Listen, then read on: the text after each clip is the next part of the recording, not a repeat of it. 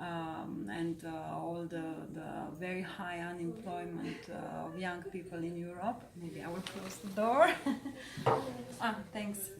And so youth employment was a very big focus. Now, I have to say, like in the last 2 years, maybe because the situation of the employment of young people has improved, now it's more the education and training. We have lots of opinions on education and training, and if you are interested, I can also show you on the internet how to get them.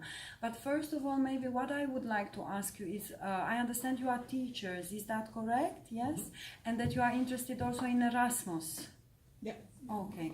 I have printed, the trainee went to get them. I have printed a recent opinion that we have done on Erasmus.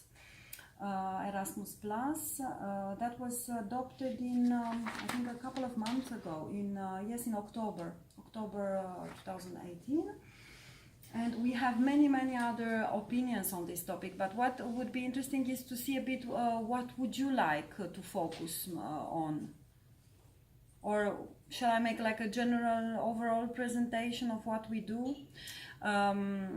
I don't know if Jette has explained how we work in study groups.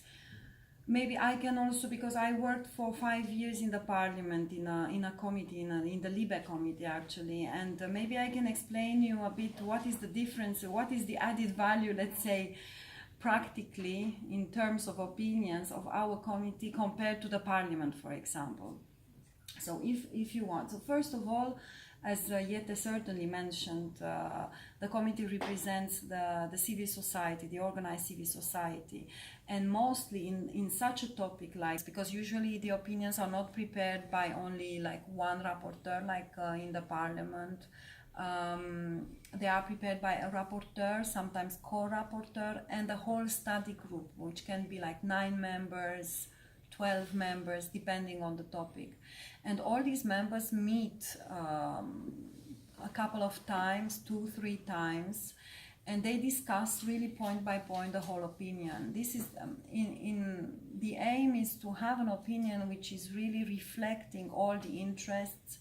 And of course, more and more at the EU level, we see very big divisions, not on such topics, on, let's say, on this kind like employment, education is a more, let's say, widely accepted topic. It's not so controversial, but still they discuss point by point to reach an agreement. And what we want to show at EU level is that, okay, if the most important players, let's say in a field like education, if you have enterprises, you have students, teachers, trade unions, youth, parents, organizations, all the civil society, if they manage to come to an agreement on where we want to go with these policies and what should be the strategy, what should be the means, do we want more funding, less funding, more things done at the national level or more things done at the EU level. I mean, all these very conceptual, strategic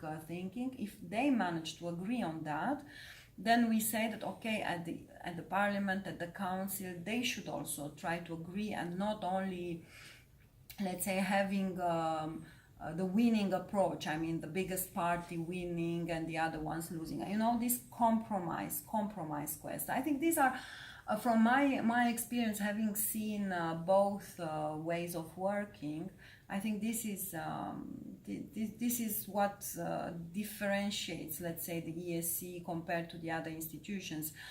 I remember at the parliament